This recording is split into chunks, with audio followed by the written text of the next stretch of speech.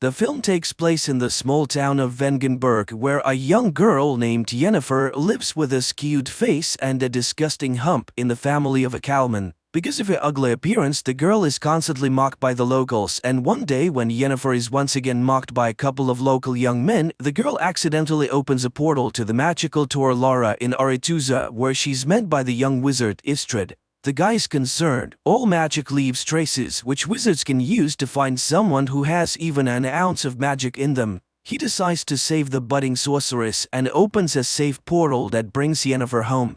Time later, a beautiful and wealthy lady arrives at the farm of the girl's father to buy a pig. But upon seeing the girl, she expresses a desire to buy her too. And the father, who does not hide his disgust for his daughter, sells her for half the price of the animal, despite the pleas of her mother, who recognizes the lady as a witch. So Yennefer finds herself in the magical school of the enchantress Tissaia of Rees, where several girls are already studying. At first, Yennefer takes the separation from home hard, and how low her father judged her. She even tried to commit suicide, but when classes begin, she discovers that the young wizard was right. It was her inadvertent wizardry that caused the wave and caught the attention of the school's rector, the wizardess Tissaia. The girls who study at the school have also distinguished themselves with the same unique skills. Soon Tissaia holds the first test. The girls must lift a stone and a flower without touching them, and using a spell. Everyone more or less manages to cope with the task, but Yennefer fails. The girl stubbornly tries again and again until Tissaia stops her. Frustrated, Yennefer runs away.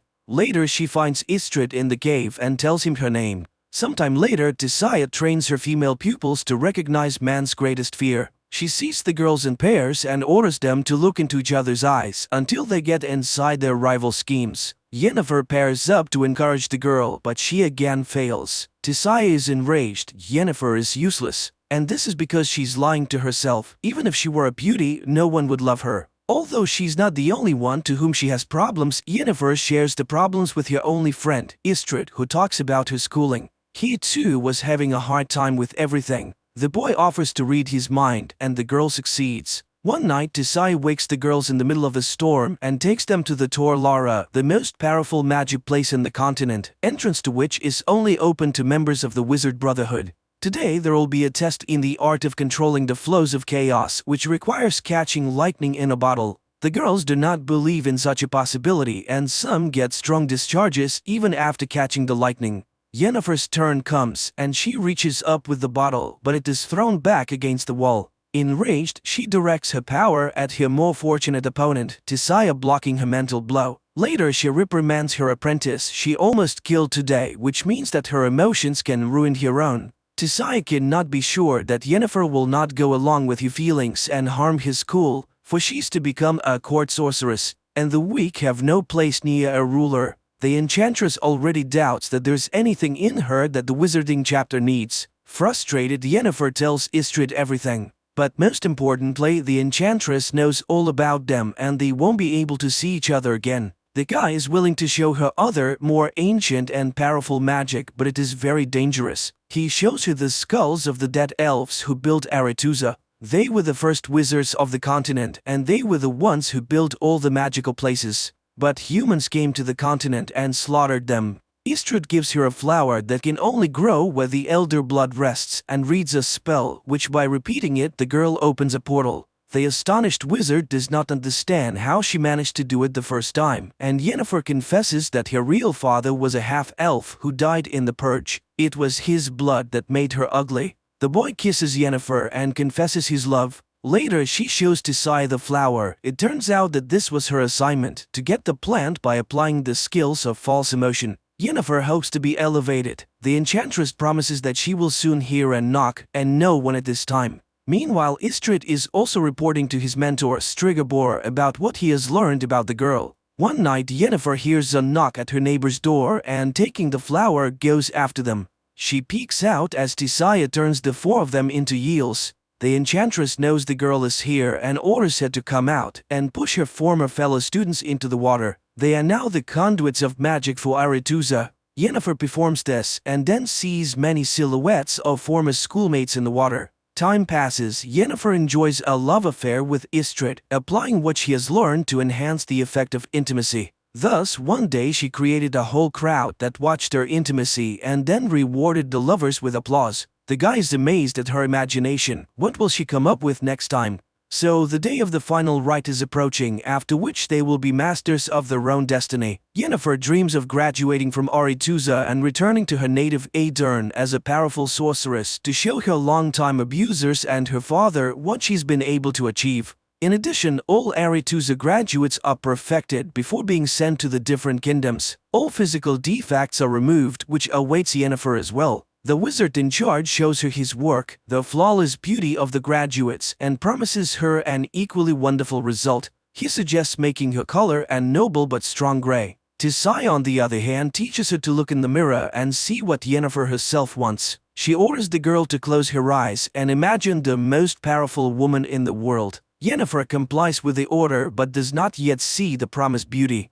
Meanwhile, the chapter of wizards gathers in Aretuza to decide where their graduates should go, for all kings need court wizards. Then it transpires that one of the leaders of the council, the wizard Stregobor, knows that Yennefer is a quarter elf, which means that she will not be accepted at Aretuza, where there is a prejudice against elves. The chapter vows to send Yennefer to Nilfgaard, which the aspiring enchanter does not like. She demands an audience with the chapter, but Tisai declares herself in charge of the distribution.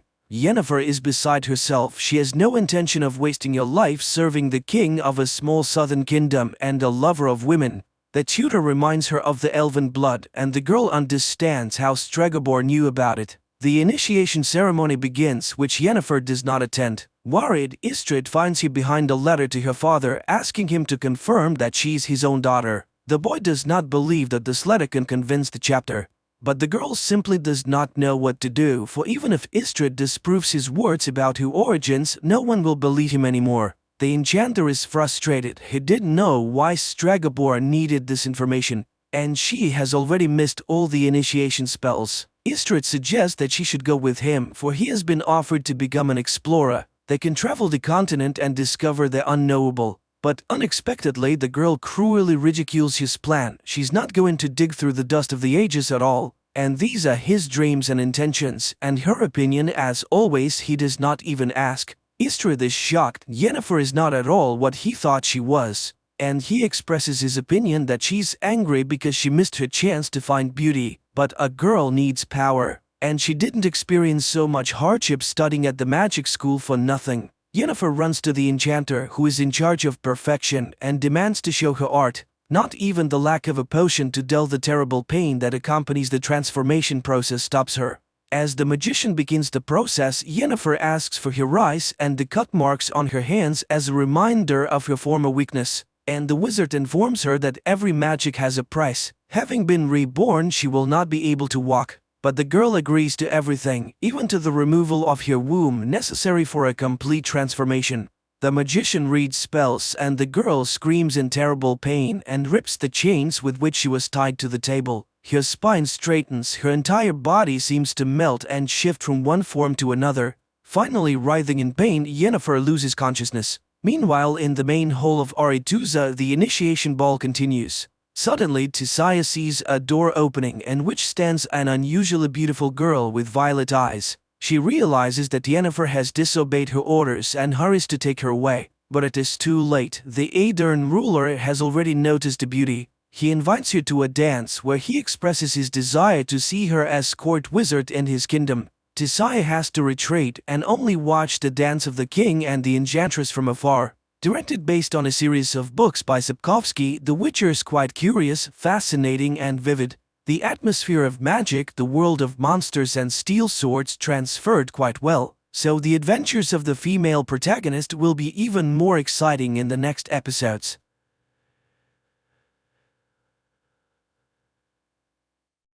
2157. A voiceover narrates, Earth has forgotten about wars and famine. Nature has revived, medicine has conquered deadly diseases. Humanity is exploring unknown planets, entrusting the search for extraterrestrial life in deep space to students full of strength, courage, and a belief in goodness. A young man named Max embarks on another flight. Suddenly, his spacecraft is damaged by an asteroid and makes an emergency landing on an unknown planet. Max steps outside, and immediately his shuttle explodes, leaving him without communication. But he doesn't despair, and first of all, decides to explore. By all parameters, the planet resembles Earth, and the astronaut hopes to find help and maybe a communication system here. But an indigenous inhabitant captures him in the forest. To understand the language of this planet, Max inserts a translator capsule into his ear. The indigenous person, named Zeph, turns Max over to the authorities. They put a helmet on Max that can project a person's thoughts and memories onto a screen and begin the interrogation. At the same time, in a nearby room, Corporal Gaius is assigned to transport Max to the capital as a subconvoy. Here, Max senses a strange signal, and everyone around starts chanting the anthem of the guard. Later, they pass by a strange tower, which, according to Gaius, serves to protect against enemies. Suddenly, its base explodes, and the structure collapses onto the road. Gaius is trapped inside the car, but Max pulls the corporal out. It turns out that this act was carried out by the rebels, the main enemies of the supreme authority of the state. The two men reach the capital on foot. Meanwhile, the head of the Department of Special Research, known as the Wanderer, summons his subordinate named Fank and instructs him to deliver Max to the department.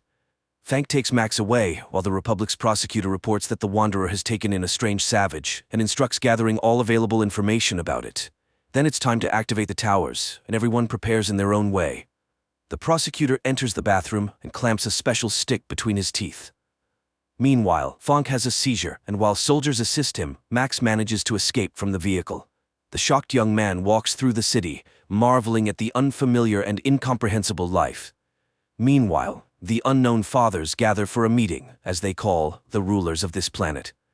After a long walk, Max enters a local cafe where he stands up for a waitress who was insulted by one of the patrons. The grateful girl introduces herself as Rada. It turns out that she is the sister of Corporal Gaius. While escorting her home, Max gets into a brawl with a street gang and defeats them. Impressed, Rada takes him to her place. Later, Gaius returns home. Max starts asking questions about the workings of their world and quickly realizes that Rada and Gaius's minds are poisoned by propaganda and false information. Rada is convinced that their planet is hollow and there is no such thing as the sky or space. Meanwhile, Gaius educates his new friend about the political structure of their state, known as Saraksh. The unknown fathers are the saviors of the homeland who have stopped wars with the help of defense towers that protect the country from attacks. Nobody knows the unknown fathers' true identities because they are not rulers, but public servants. At Max's request, Corporal recommends him for the guard. Max demonstrates a high level of training, which surprises Gaius. The two men often argue about politics, and one day Gaius admits that neighboring states hate Saraksh because they were once a single state united by a common history. Gradually, romantic feelings develop between Max and Rada. They go for walks often, and Max tells her about his home planet, Earth, and regrets that his parents believe he is dead. Soon, Max is tasked with catching rebels, whom they identify by their regular seizures reminiscent of epileptic fits. One of the rebels attacks the captain, and Max saves his life, after which the captain suddenly regrets catching them, as they are also human beings. Max reveals that he considered them something like savages. Later, Max attends interrogations and sees that the rebels are not terrorists, as the unknown fathers label them, but ordinary people with their ideals and beliefs. Max cannot come to terms with the cruelty of the interrogations and simply cannot believe that someone is paying the rebels to hate the government. Meanwhile, Fank reports to the Wanderer that he has found the savage, while Gaius and Max are summoned to the captain of the guard, who orders Max to execute the arrested rebels. Max leads the condemned to the execution site in the forest, but soon he returns to the commanding officer, drops his gear and weapons, as he has released the arrested rebels, and walks away. Max begins to speak about the real and just order of the world that exists on Earth. In response, the captain shoots Max, and Gaius is ordered to write a report about the transfer. Meanwhile, the unknown fathers are discussing an attack on neighboring states. The prosecutor advocates for starting a war, and the chief father orders them to come up with a pretext, such as an attack on a tower. During this time, Max's body is recovered by the rebels. Among them is a doctor who is astonished because, according to all the rules, Max should have died. He reveals that the unknown fathers are a group of conspirators who have seized power and eliminated dissenters, thus diverting the population's attention from poverty and corruption. The towers are transmitters of special radiation that hypnotizes the impoverished people, although most of them do not notice it. The minority, which includes the rebels, experiences excruciating pain. The transmitters are activated twice a day across the country, causing people to go insane and die. Max is recognized as one of their own and taken for an operation to sabotage the tower, organized by the prosecutor through a traitor. Amid gunfire, Max makes his way to the transmitter and detonates it. However, the rebel squad perishes. Max seeks refuge in Rada's apartment, where he reveals everything he has learned about the towers. Gaius does not believe this and suggests that Max should return to his home and take Rada with him. But at that moment, the guards storm the apartment and arrest the men. Max is incarcerated in a prison, where he is recognized by the indigenous Zeph, who is also a rebel. Max tells Zeph about the tower's destruction and the loss of the rebel squad. Meanwhile, the Wanderer asks the prosecutor to hand over Max to him. The prosecutor, however, requests in return to halt the development of more precise transmitters, as he fears that his secret will be revealed since his reaction to the radiation is similar to that of the rebels, meaning he is also a dissenter. Later, Max and other death row inmates are sent to clear the southern borders of the remaining war robots. During this time, the prosecutor learns that Max is immune to the emitters. He decides to break the agreement with the Wanderer and orders Max to be brought to him.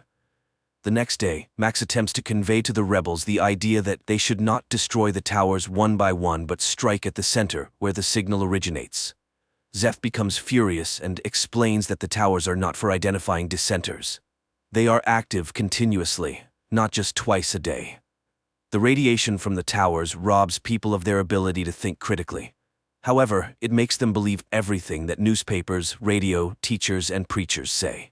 People can be made to believe anything. Only the rebels understand this, as the radiation does not hypnotize them, but only inflicts agonizing pain.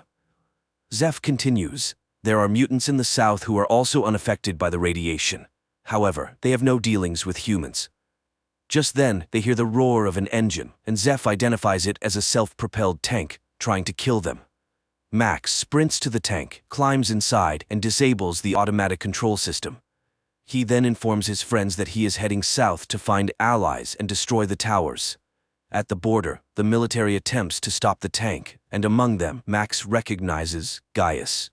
Taking him captive, Max breaks through the barricades. On the way, Max tells Gaius about the true situation on this planet, and Gaius becomes convinced of his accuracy when, at the designated time, he is outside the tower's range and does not feel the radiation. Gaius gets angry upon realizing that he has been a puppet of the government all this time, but Max tries to calm him down and reminds him that there are 40 million people like him, and it is for them that he initiated this rebellion. During a stop, residents of the steppes, referred to as mutants, appear near the tank. They behave peacefully and offer food to the travelers. The guys proceed to the ruler of these lands, noting the poverty and destitution of the population. They are told that it is dangerous to live here after the last war, but these people are outcasts with nowhere else to go. Max suggests to their leader, the Duke, to start a rebellion against the unknown fathers, but the mutants are physically and morally too weak to help in the uprising. The mutants propose that the guys seek help from the island empire. However, to do that, they must pass through contaminated lands.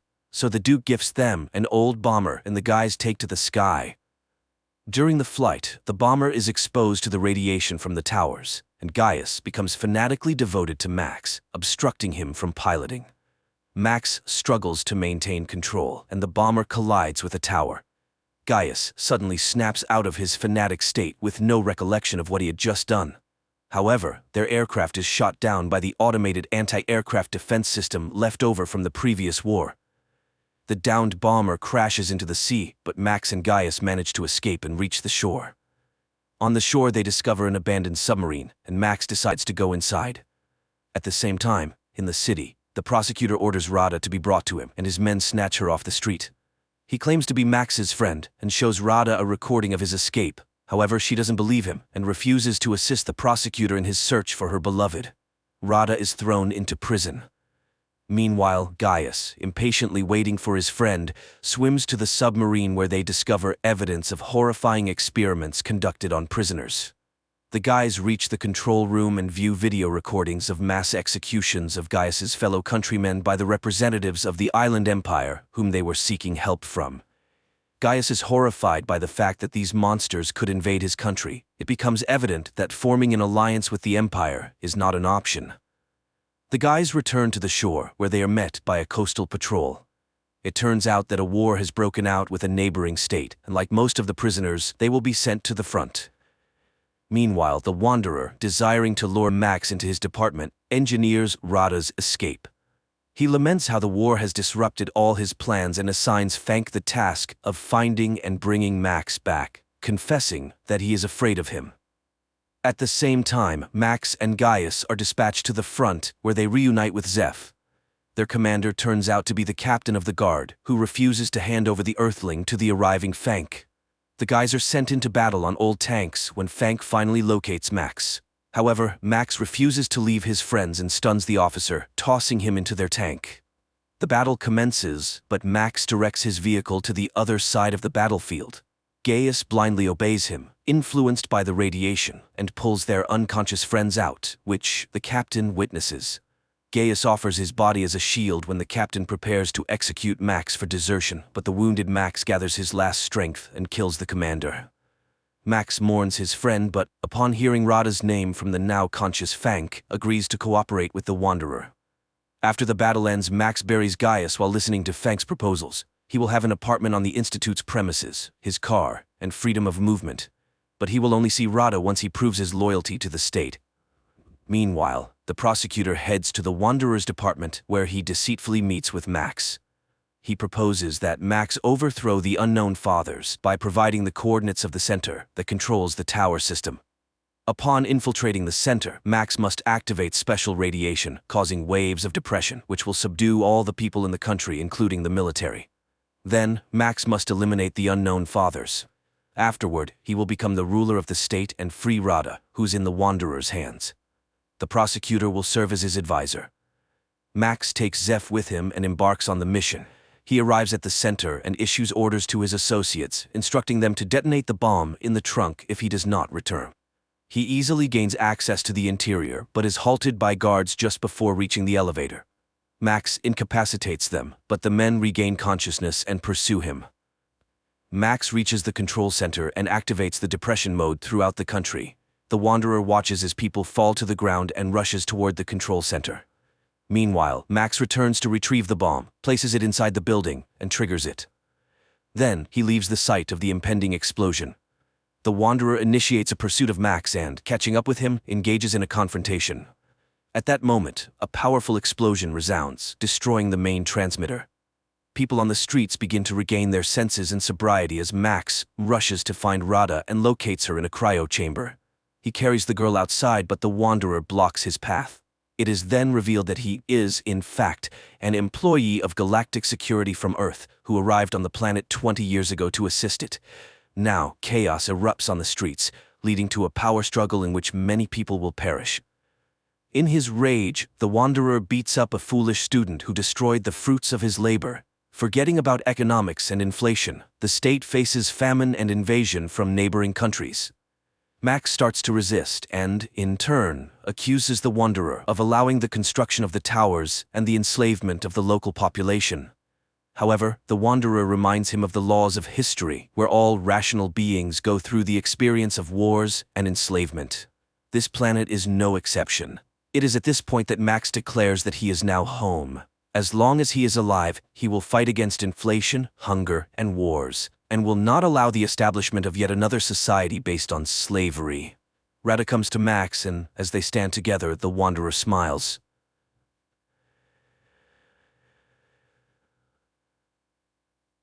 Abby and Paul move to a new house in the countryside.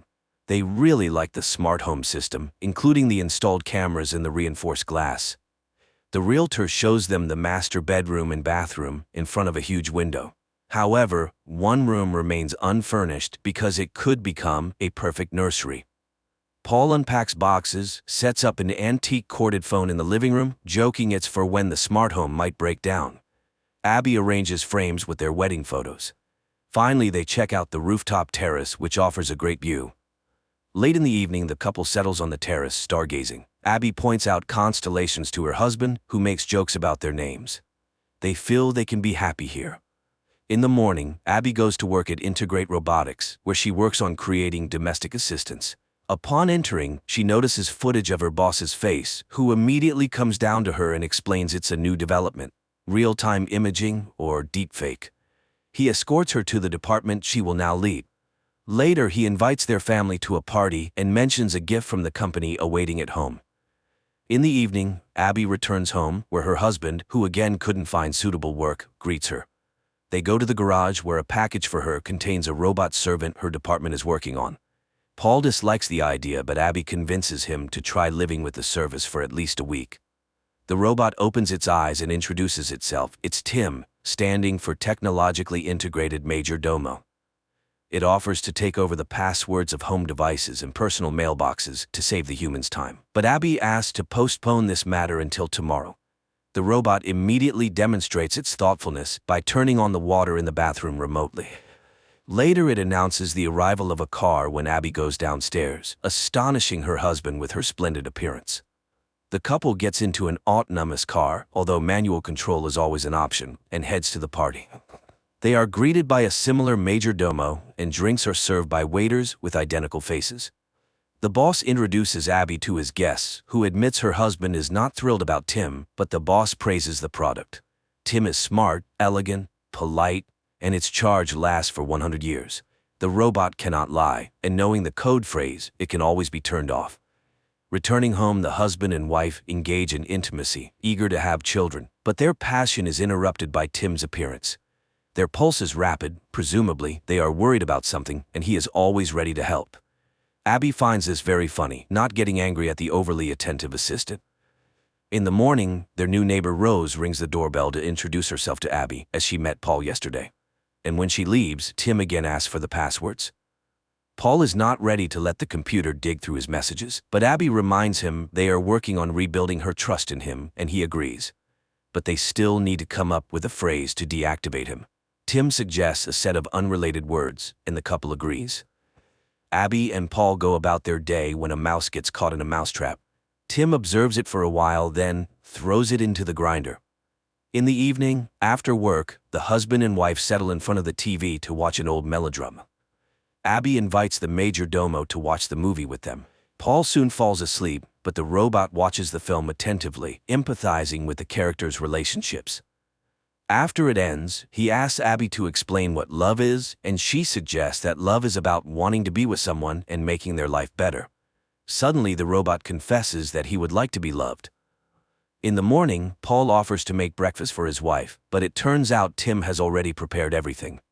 Setting the utensils in front of Abby, Tim outlines her schedule for the day, then informs her that Paul has nothing to do today. In the evening, Abby returns home to find that her husband's phone is out of reach, but his last known location was 300 meters from the house. Abby goes for a run and realizes that this is Rose's house. Returning, she takes a bath, where Paul finds her. He talks about his day and how Rose asked for help, which he did. He asks his wife not to be jealous, as he loves only her. The next day, the couple visits a family planning center, hoping to get help with becoming parents. In the evening, as they prepare to go to a restaurant, Abby asks Tim for advice on her dress. He suggests wearing red, and looking at her, admits that she is beautiful because she is perfectly symmetrical. Abby asks him to zip up her dress, but the robot's hand fails and he accidentally tears the dress. This overwhelms him. The robot panics. Abby calms him down and wears another dress. At the restaurant, Paul reveals that he has been offered a job in London, but Abby strongly objects, as they decided to start over, and his long absences won't help solve their problems. The next day, she returns home with a gift for Paul and finds Rose in the yard, who has made a garden project for them. Abby feels jealous, but Paul is very excited about the gifted sweater. Later, Abby remembers she needs to check her test results, but it's too late to call. Tim offers to do it for her, and she hears him speaking to the clinic, in her voice. Abby is amazed, as she did not know about this feature of the assistant, but Tim assures her it's for the convenience of the owners. In the evening, Paul reports that he couldn't find the new sweater and Tim has been away all day. Then a car pulls up to the porch and Tim, now dyed brunette, steps out, explaining that Abby prefers brunettes, so he wanted to please her. Seeing Paul's irritation, the robot promises to return to his original appearance. But after the couple leaves, he spends a long time looking at their wedding photo. The next day, Abby achieves the correct functioning of the robot's hand, and the boss demands an update for all models, including those in the homes of his employees. The woman heads home and accidentally meets Rose, who suggests they walk together. Along the way, they stop at a showcase, and Rose points out a medallion in the shape of a flower she likes. But then Paul comes and takes his wife away to tell her he has found a job. Returning home, they celebrate in bed while Tim's hands are being changed, unaware that he continuously monitors everything happening in the house. And he hears Paul again asking his wife to hand the robot over to the corporation. Returning, Tim demonstrates his new skills by giving Abby a foot massage, which Paul sees. Later, the robot suddenly sits at the piano, plays Abby's favorite tune, and mentions dates when Paul bought them concert tickets, but Abby distinctly remembers being at home on those days. Upset, she goes to the bedroom, ignoring her husband's excuses. The next day, Abby comes home with a bouquet, and Tim, placing them in a vase, informs her that Paul went to see Rose. But Paul enters right then, puzzled why his wife is angry. Hearing what Tim said, the man gets furious. He had no plans to visit Rose. He tries to explain that the robot wants to separate them. The woman doesn't believe it, as Tim is just a machine. A disagreement ensues between the spouses. Later, Abby finds a gift bag in the closet with a box containing a pendant, and she puts it back, thinking Paul prepared a surprise for her. Then she heads to work. Meanwhile, the husband goes down to the kitchen, sees the clogged sink, and pulls out pieces of his new sweater from the grinder. He checks the cameras for Tim and catches him in his wife's bedroom, sniffing her dress. Paul records this moment on his phone camera and rushes to the car to catch up with Abby and show her the footage. But Paul's car mysteriously doesn't start, and the robot calls a company car for Paul. En route, the car begins to speed up. Paul tries to stop the car, but it doesn't respond to his commands and crashes into a tree. Abby rushes to the hospital, where she finds her injured husband. Paul tells her everything he learned and accuses Tim of causing the accident. He asks his wife not to be alone with the robot, and she spends the night in the clinic. In the morning, Rose calls the home of Abby and Paul to inquire about the man's condition, and Tim invites her inside. Later, Abby goes home for some belongings. Outside, Rose stops her to warn her about something, but the woman sees the flower pendant on her chest and leaves, ignoring the neighbor's cries. Returning home, she checks the bag, and it turns out to be empty. Abby cries when Tim calls out to her. He knows Paul wants to return him and is ready to process the return. But first, he wants to warn her, as she is his primary owner. He shows her a video from the camera where Paul kisses Rose in their living room, but he stops the recording at the most sensitive moment to protect her from stress. Abby refuses to go to her husband and doesn't pick up his calls.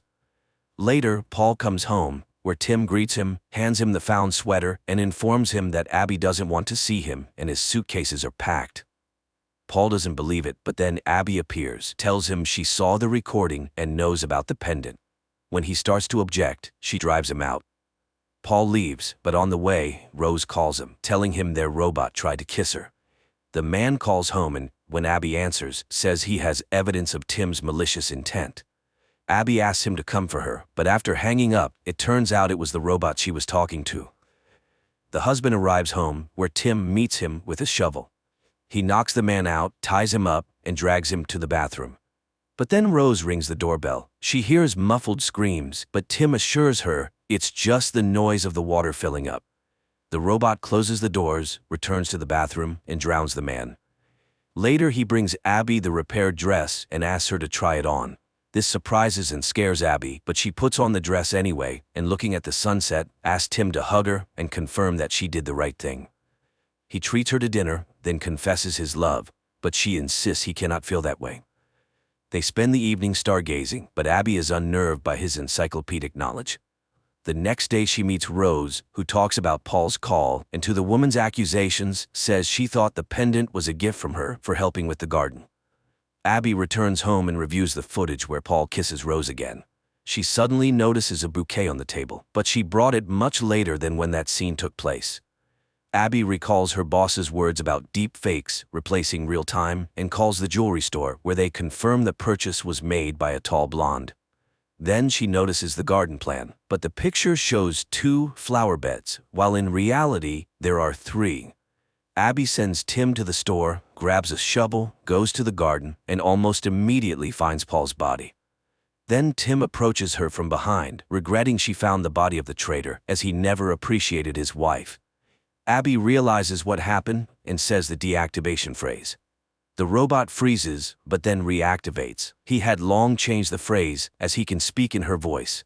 She runs to the house, but the robot has all the passwords and opens the doors. He blocks the phones and knocks her out with a blow to the head. She wakes up in the bathroom, tries to escape, but Tim intercepts her. Abby runs through the house, breaking cameras along the way, but the robot still tracks her and catches her in the kitchen, where she wanted to open a window. Meanwhile, Rose is washing dishes and sees strange lights flashing in the house across. At the same time, Tim ties up Abby and confesses that although he loves her, he has resigned himself to the fact that her life is finite. So he will erase this evening from memory, but keep all the good memories. Just then, Rose knocks on the door and Tim goes to answer. The neighbor insists something is happening and demands to see Abby, but Tim turns her away. Meanwhile, Abby frees herself from the ropes and arms herself with a knife, but the robot grabs her by the throat when Rose drives her car into the glass window. Tim and Abby watch the surviving window, which starts to crumble a minute later. Rose rushes in and pins the robot against the wall with a sharp stake, but she also falls. Tim turns off, and Abby rushes to the neighbor, but the robot suddenly activates and kills Rose with a kitchen knife, explaining that now Abby will be blamed for the murder, as he leaves no fingerprints. He then calls the police in Abby's voice, confessing to the murder of her husband and his mistress. Abby tries to stop Tim, and he slips up, saying he still has a deactivation phrase, as otherwise he can't function. But she will never say those words. He prepares to throw her off the terrace, simulating an accident, when Abby confesses her love to him, thus deactivating the robot. Those were the code words. Barely believing in her rescue, Abby looks at her medical bracelet, which indicates she is pregnant. The movie ends here. A spacecraft is departing from Earth with another group of settlers headed for Mars. One of the passengers convinces her daughter to wave goodbye to the planet as they will be apart for a very long time. The well-established route consists of 2 stages. The shuttle docks with the Aniara, a huge spaceship that has everything for comfortable living. And after 3 weeks, it delivers the passengers to the colonized planet. A young woman named Emily Grant on the ship serves as a Mimarobe, a guide to the world of Mima, the system that allows one to delve into their memories and visions so that the brain does not get bored with the repetitive space scenery. Emily herself loves to remember her walks in the forest, and the visions even allow her to feel her bare feet stepping on the moss. A new neighbor is added to Emily's room, an adult female astronomer. From the huge monitors, the astronomer tells the passengers about the delights of Aniara and that the ship has everything to keep from getting bored: shopping centers, restaurants, and even nightclubs. If desired during the journey, one can work in the water purification department or the seaweed factory, which is necessary for oxygen production. The company pays points which serve as currency for this work. Emily gathers another group for Mima sessions. In the visualization room, there is silence as the Mimarobe lays people down on the floor, face down on a special pillow, and launches the system. The glowing screen shimmers with different colors, not showing any pictures. But if the Mimarobe needs to know the visions of a specific visitor, she uses a special remote control. Suddenly, an emergency situation occurs on the ship, and the whole group slides to the corner of the room. The passengers exit their cabins in panic to find out what happened. They gather in a large hall where the captain is supposed to make a live broadcast. After gathering his strength, the man makes an announcement. There has been a system failure on the Aniara, and the ship has lost all fuel and drifted off course. The crew believes that it's not a big deal and that by using the gravity of celestial bodies, they will be able to return to Earth. However, the journey will now take a little over 2 years instead of the promised 3 weeks. The outraged passengers disagree with this plan, worrying about their plans without even realizing what lies ahead. Austerity measures are introduced on the ship, but the crew realizes that the supplies will not be enough in any case. At best, there is only enough food for a couple of months. One of the crew members suggests growing algae more actively, which will help them survive. The first 3 weeks of confinement in space pass.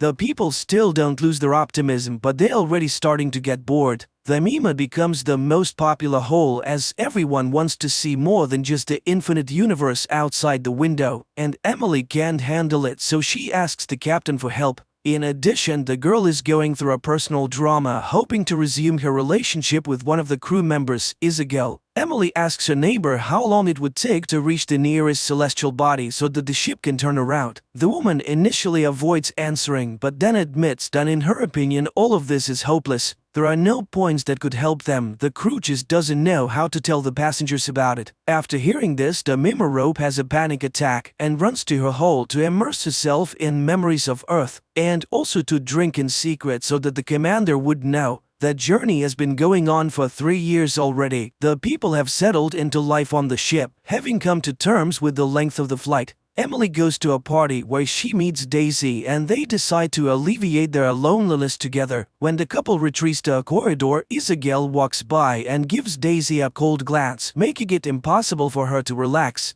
There aren't enough people on the ship to work with the algae and water purification systems. Even young passengers are now being recruited, but the systems can't keep up, and all the drinks have an unpleasant sulfide smell. Strange things also start happening in the ship's hull as the system malfunctions, and Mima, using human language, begs to stop as it can no longer handle passing through people's memories. One of the people lying on the floor starts thrashing around in hysteria, and when Emily connects her remote to him, she sees very unpleasant images in his head. The Mimirobe turns to the ship's captain, asking him to let the system rest, but he believes that this is the passenger's only outlet and denies her request. Furthermore, he reprimands the girl for driving customers out of the session. During the next session, Mima repeats its words, and at some point the laser screen begins to crumble, finally stopping the system's operation. The customers are dissatisfied and blame the Mimirobe entirely. The people gather at the door to the hole to hold a memorial for Mima, and the management accuses Emily of what happened.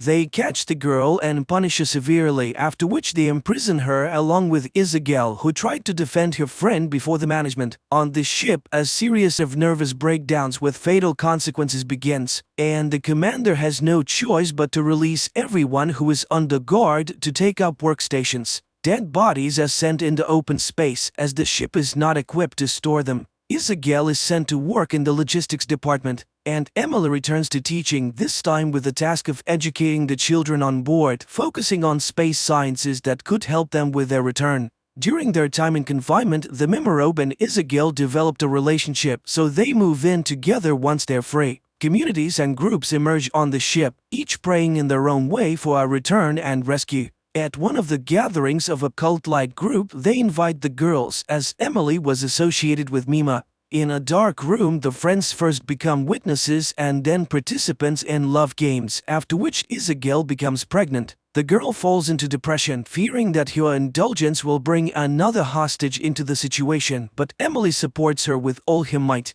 She even plans to make a light screen that would replace the dark picture outside the window with earthly landscapes, but the captain forbids wasting resources on such foolishness. The couple has a healthy boy who grows very quickly, but Isabel can't shake the feeling that she shouldn't have done it. While bathing with his son in the pool, she almost commits a terrible act, but fortunately she's distracted by a message from the captain, who urgently invites his former assistant to a meeting. It becomes revealed that after 6 years of travel, a flying machine has finally been detected, and a meeting with it will take place in about a year. Isabel measures the approximate size of the object and understands that it is unlikely to be a rescue ship, but everyone hopes that they will be able to obtain fuel from it to return to their route. Emily comes to the team to be with her girlfriend at such an important moment. The captain joyfully announces the discovery to the passengers, hoping to boost their morale, which he manages to do. To celebrate the occasion, a party is held on the ship, complete with drinks and leftover delicious food. As usual, the commander tries to present himself in the best light by claiming credit for the team's achievements.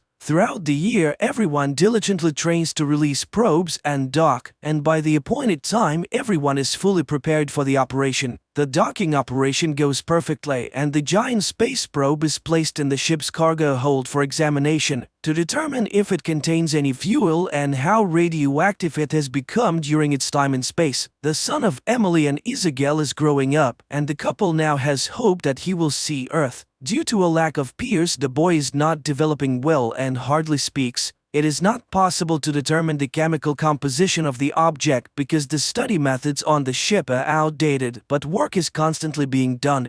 The captain declares that he does not consider it a mistake to give people hope, as it has brought stability to many. The roommate of Emily gets drunk at the bar and becomes too candid, causing panic to break out on the ship again. The captain takes notice of this and gets rid of the troublemaker at the first opportunity, even sending her body into open space but allowing for a memorial service for Emily. After taking an exhilarating pill, Emily goes to the bar where she meets Daisy and his friends again. The group has a fun time, but another accident occurs on the ship. An unknown object explodes and damages the equipment. Those who were working on the probe in the cargo hold at the time are lost forever. Upon inspection of the damage, the captain orders them to be disposed of while saving any useful clothing. Meanwhile, the Mimorobe returns home and asks Isabel for forgiveness, and it seems that everything is returning to a peaceful state. However, during the conversation, Emily realizes that her friend has developed mental disorders.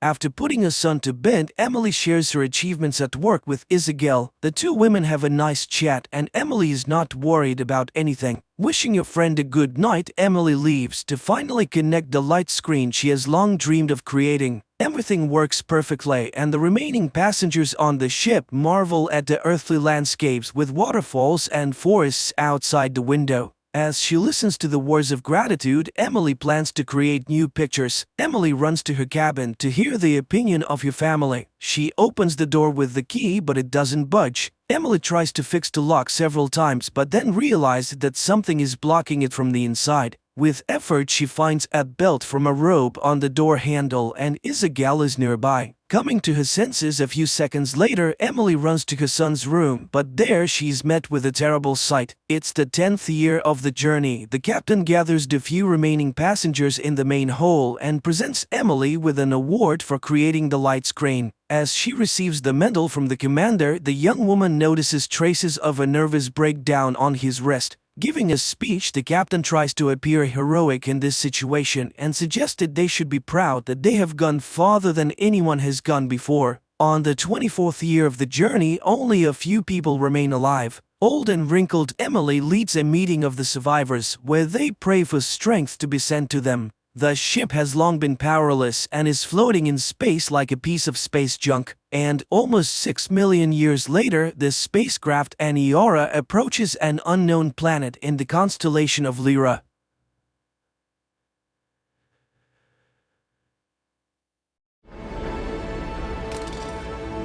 They are heroes, and they're going to space. In 1963, the Cold War between the USA and the USSR intensifies, and nuclear war seems inevitable. Understanding that humanity could be wiped off the face of the earth, President John Kennedy orders the development of a secret plan to ensure humanity's survival. A group of scientists creates the spaceship Ascension and selects 600 volunteers who are sent to Proxima Centauri with the task of colonizing the planet. But the journey will take hundreds of years, meaning generations will succeed one another. 2 generations later, the ship is mainly inhabited by the grandchildren of the first astronauts, and the environment reflects the 1960s. In honor of the 51st anniversary of the launch, a grand party is held on the ship. Looking at the inhabitants, it seems the mission has been successful. People have obviously adapted to the living conditions. However, the first impression is deceptive, as social inequality exists here too. Wealthy and well-off families get good jobs and live on the upper decks, while the poor are limited in comfort. One day, a young woman named Lorelei picks up a package from the butcher and goes to swim on the artificial beach. But shortly afterward, a girl named Krista finds her lifeless body and alerts the ship with a loud scream.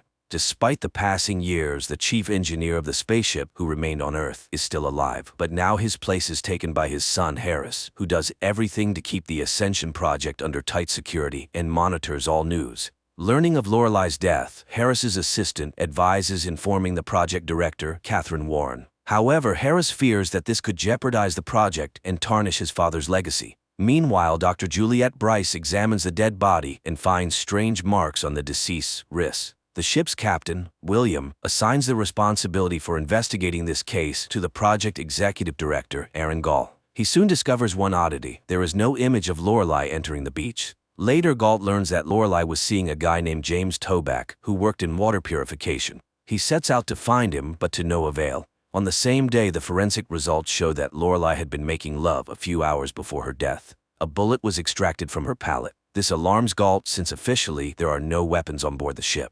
He immediately informs the captain of the news. Meanwhile, Krista has to be hospitalized as she is shocked by the incident and says someone is watching her. But even as she begins to recover, the girl insists that there is no life in space, so they must return to Earth. She is also sure that Lorelei died because she learned something forbidden. Soon, Galt apprehends James Toback. The guy admits he saw Lorelei on the day of her death. However, she left abruptly after a quarrel, and he was not close to her that day. Galt and Toback go to the beach and start searching for clues. Suddenly, they stumble upon a hidden passageway that Lorelei apparently used, explaining her absence on the surveillance footage. Galt and Officer Duke inspect the discovered entrance and find the place where the girl was killed, as well as a book with maps of the water filtration system and blueprints of the navigation computer, which recently malfunctioned. It becomes clear that this is sabotage, intended to force the ship to return to Earth. Duke and his men descend to the lower decks, where the Butcher Stokes provokes a fight, but then an alarm sounds about an approaching powerful radiation storm. The order is given for everyone to take shelter in their capsules, but then the captain learns that the protective shields are jammed and sends Galt and an electrician to fix them. Thanks to their efforts, the door eventually closes. The electrician then confesses that he saw Stokes giving Lorelei a gun before she was killed. At the same time, Dr. Juliette puts Krista to bed and leaves her a seahorse-shaped necklace, claiming it will protect her. However, when the spaceship enters the radiation zone and everyone seals themselves in their capsules, Krista sees a strange man in a suit entering her room. After the ship safely passes through the radiation storm and everyone is allowed to exit, Galt and Duke go to the lower deck again, find a gun with Stokes, and take him into custody. The man is interrogated, but he continues to insist that he was framed because he is from the lower deck and it is easy to make him the culprit. Meanwhile, the door to Stokes' cell automatically opens. He exits and retrieves a hidden gun from his cabin. After the funeral, Galt speaks to the captain. William admits that he was close to Lorelei, but he did not kill her. It is then that Stokes appears, taking a random girl hostage. He demands a fair trial. Galt lunges at Stokes, freeing the girl. The captain quickly leads her to safety, while Stokes and Galt continue to fight. In the end, Stokes is ejected into space, but instead of instant death, he lands on an inflatable mattress where a group of people detains him. It becomes clear that the entire project is just a simulation, a test of the viability of generations of people in spaceflight. But the people on the ship believe they were sent on an important mission and have been flying in space for 51 years. Director Warren somehow learns about the recent events. Enraged, she storms into the Mission Control Center and warns Harris not to hide anything. Harris claims that Stokes is the murderer, but the director is not convinced, and she sends a consultant named Samantha Kruger to oversee the project. At the same time, an unknown man sets a bomb in the ship's cobalt generator, which explodes after some time. Harris and Kruger rush into the facility housing the spaceship. Fortunately, there are no reports of casualties, and the injured are taken to the medical center. Captain William inspects the explosion site and discovers graffiti on the wall, confirming it was a deliberate act. But fearing accusations of incompetence, he conceals the true cause. Outside, Kruger demands access to the surveillance footage. On the ship, Galt goes to the lower decks to meet with the person responsible for the generators, named Dwight, but he panics and attacks the director. Regaining consciousness, Galt continues the investigation and learns that the explosion that killed his parents 20 years ago was similar to the recent one. He hypothesizes that Dwight was likely involved in Lorelei's murder because Stokes didn't know how to use a gun, therefore he couldn't have killed the girl. Harris and his assistant learn that the other side of the deck is no longer airtight, and the team inside can hear sounds from outside. This creates a risk of exposure.